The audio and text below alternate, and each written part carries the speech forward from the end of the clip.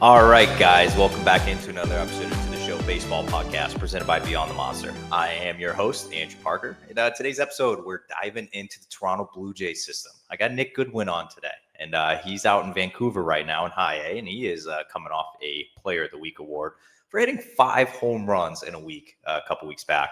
And he's off to a fantastic start this year. Obviously, he is repeating the level coming back from last year, but he's off to a great start. It's only a matter of time before he's up in Double A New Hampshire.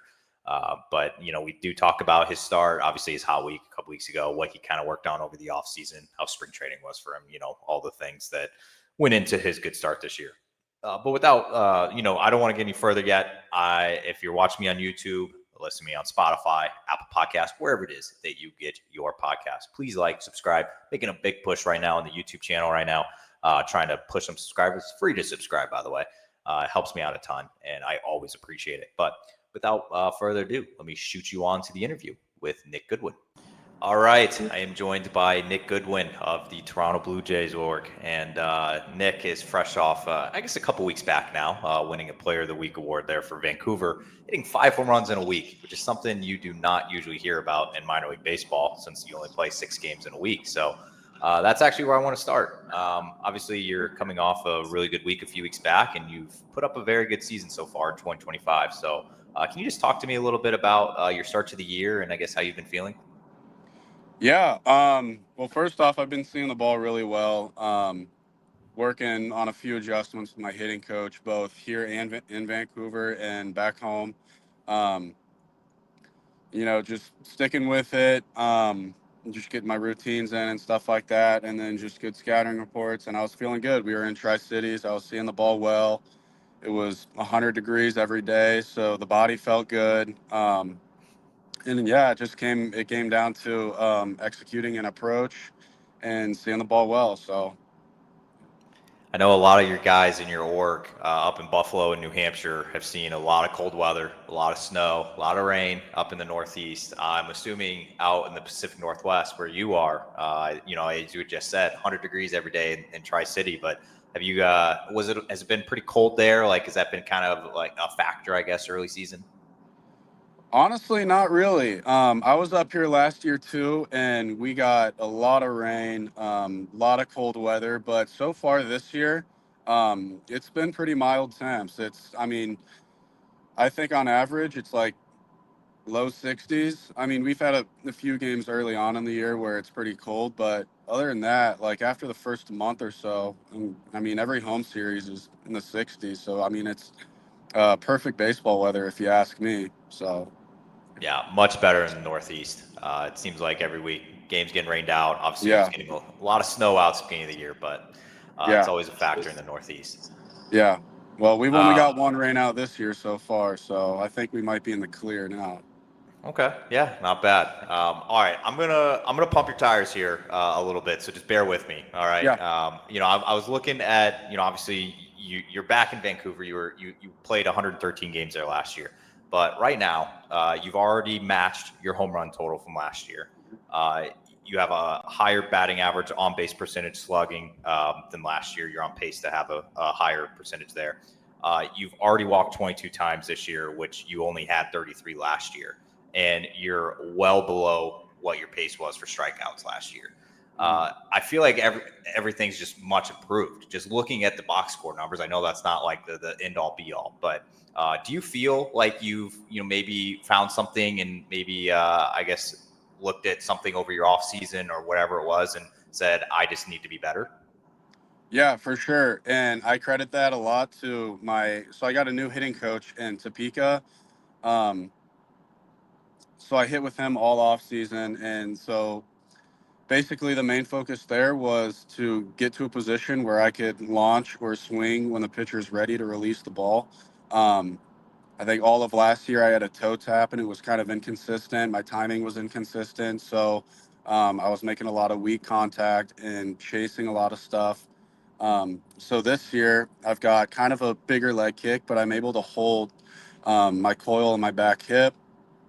I'm more balanced. I'm more controlled, and I just see the ball see the ball better. I can pick up spin better, which allows me to spit on stuff in the dirt or stuff like that. And I'm able to get my best swing off on, high velo, like upper nines and stuff like that. So, yeah, so just all the work that we put in the off season. So, I mean, um, it's made a huge difference so far. How important was that for you? Obviously, like you had said, you had played 114 games in Vancouver last year in high A. And so for you coming back there in 2025, how important was that for you to get off to the start that you have?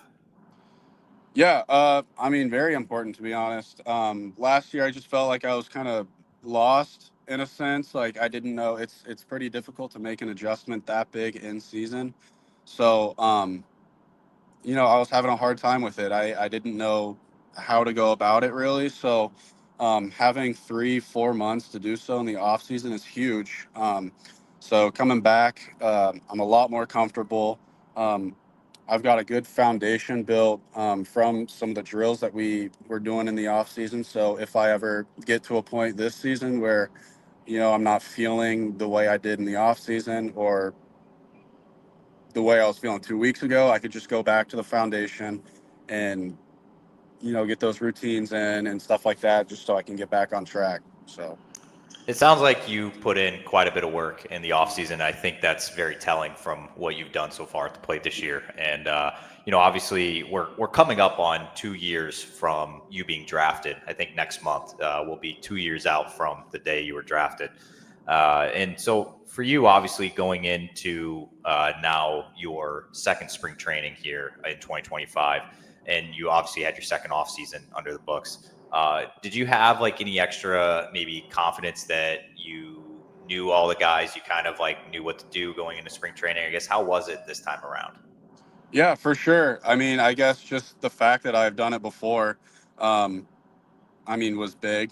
Obviously, that first spring training for anyone can be kind of overwhelming because you don't know what to expect. There's so many more guys that you haven't met yet. So, just having that first one under your belt and going into the second one, you're just a lot more comfortable knowing what you're gonna do. You know what to expect.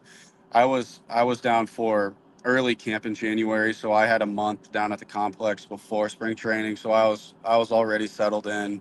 Um, so yeah, Now I know that, obviously when you're low A, high A, a lot of those guys don't really get, I guess, that much exposure to maybe guys on the big league staff or even the yeah. triple A guys or even double A guys. But, this past spring training, did you have any chance to maybe like pick brains of like any of the triple A guys, double A guys, like anything like that? Did you have any of that opportunity? Not really, not from our org at least, but back in KC, we've got a group of pro guys that will all train together, take ground balls, and hit together.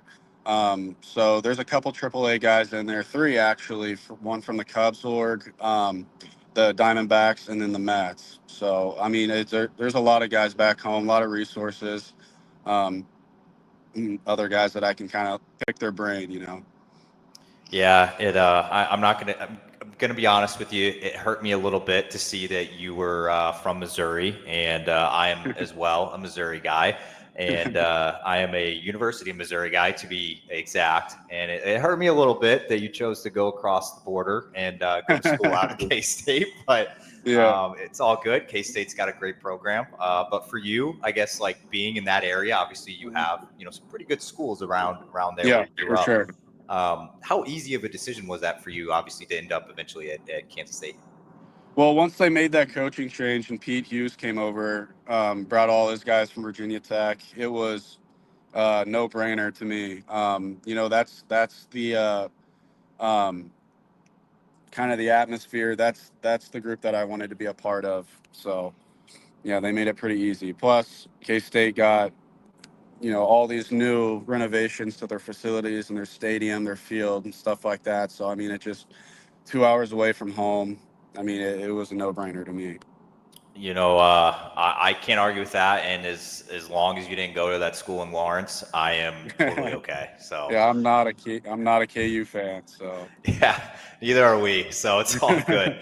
All right. So obviously, I asked you a little bit about this before we started recording, but It's something very unique about the Toronto Blue Jays system. Their minor league affiliates is like, you have an affiliate all the way across the country that you are currently in right now. I think I looked this up at one point. I think it's like Toronto and San Francisco have like the farthest like flights between affiliates. So for yourself, obviously you're in spring training down in Florida. You got low A down in Dunedin, and then you have high A in Vancouver, then you got New Hampshire, Buffalo.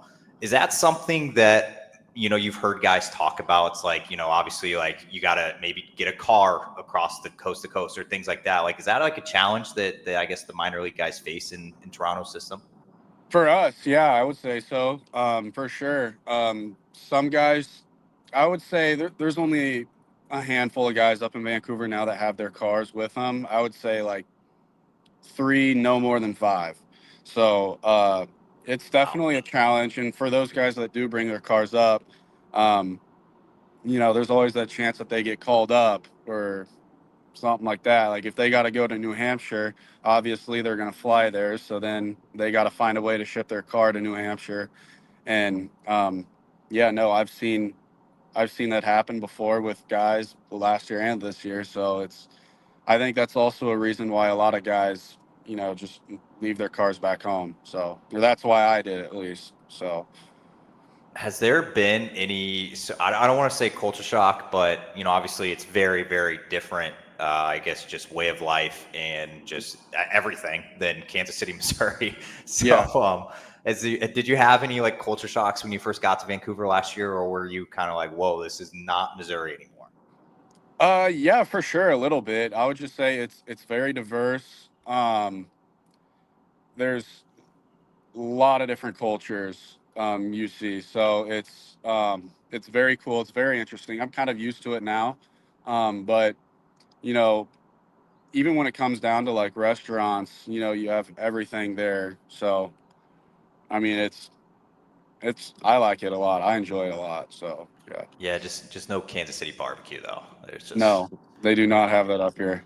Yeah, that's tough, man. All right, so I'm gonna going a little off field here. Mhm. Obviously, in minor league baseball, you have an off day every Monday. Yep. What are you? How do you usually spend your off days? What do you do? Hmm. Kind of depends. Yesterday we didn't really have an off day because we were traveling to Eugene, so we were on a bus all day. But when we're in Vancouver, depending on what time we get in, sometimes it's midnight, sometimes it's 4 a.m. But most of the guys are sleeping in till 11 noon. I honestly tend to wake up a little earlier because I like to get all my stuff done. I like to get all my laundry done so that I can just relax for the rest of the day. So, um, yeah, once I get that stuff, that's the first thing I do.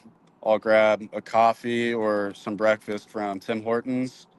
And then from then on, I mean, it's just eating good food and playing video games, going downtown. So, I mean, it's kind of depends on how tired we all are. So, Something I know you're not a pitcher, but something I didn't hear that I always hear is you don't have a tea time on Mondays. I do not have clubs up here with me. So I'm not very good at golf either. So, um, but I would love to get into it. There are a lot of guys that do golf too. Okay, I know it's very, very popular with the Hmm. pitchers, but Yes. as I've heard, I've had a few guys come on here, actually, some position players, and tell me that they believe that golfing will mess with their swing. Are you one of Yeah. those guys? Do you think that would translate over? Not necessarily. I think there is that chance that there might be something minor. I mean, if you're golfing every day, yeah, but I don't see a problem with golfing on an off day. So Yeah, I agree. I don't know, but I'm also not the professional baseball player, so I'm yeah. not going to tell the guys like I think you're like kind of like getting in your own head. But if some guys do and they don't, that's their choice. Um, okay, I got two questions off for you here before I let you slide. So obviously, you are coming off a few weeks ago as winning a Player of the Week award. Obviously, hitting 5 home runs in a week, and it did match your total from last year. I know I mentioned that earlier. Uh, is that the first time in your entire career you've ever had 5 home runs in a week? Yes, it is. I don't think I've When ever did come you close. So when did it I went probably what 3, 4 maybe even in college. Like, so I guess for you, like throughout that week, like when were you kind of just like, oh, like shit, this is like kind of happening. Yeah. I'm doing this. Like, when did that kind of hit you that week?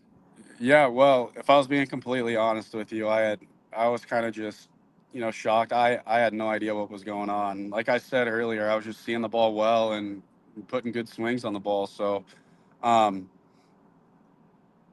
yeah, I really don't know what to tell you because I was shocked. But I mean, it Yeah. felt good. So, Yeah, I mean, like I said, I haven't seen it. I did just have a guy on last week that had 3 in a game, but he didn't hit mhm, any others for the rest of the week. So it's just I still feel like 5 home runs is better than yeah, 3 in a game, even though 3 in a game is kind of cool. But it is. all right, I got one last question here for you before I let you slide. So obviously, like I said, minor league baseball posted about you. You won Player of the Week. You probably weren't going into that week saying I want to win Player of the Week. You probably don't really think about that going into each week, which is totally fair. But we are quickly approaching the All-Star break, which is what most consider to be the halfway point of the baseball season. Yep. And we're about a month out of that. So for you, do you have any goals that you want to achieve by then, whether they're personal, statistical, anything? Like what do you want to achieve by the All-Star break? Yeah, I would just, well, first off, we want to clinch the playoffs right here. We're one game ahead with 3 games to go, so that's the main focus now. And to be honest with you, I don't really like to look at my stats. I'm kind of superstitious with that, so Ooh, sorry I about that. don't I don't know. You're good.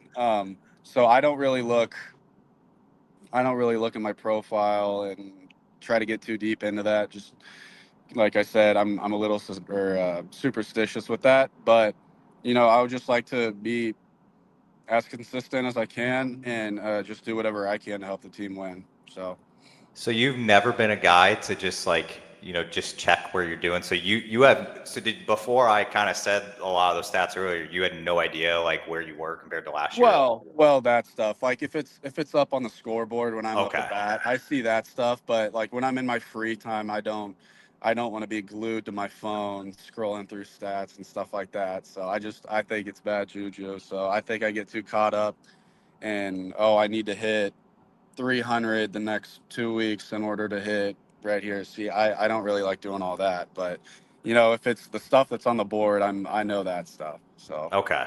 All right. Yeah. I mean, I feel like I'd probably be the same way if I was in your position. It would yeah, absolutely drive me crazy. It's like, I got yeah, to hit a home run next week. I got to do this. I got to do that. So I'm yeah. with you. All right, Nick. I appreciate all the time. Obviously, wishing you the best of luck here for the rest of 2025. Hopefully, seeing you in New Hampshire towards the end of the year. Mhm. But thank you so much for doing this. Yeah, thank you very much. I appreciate it.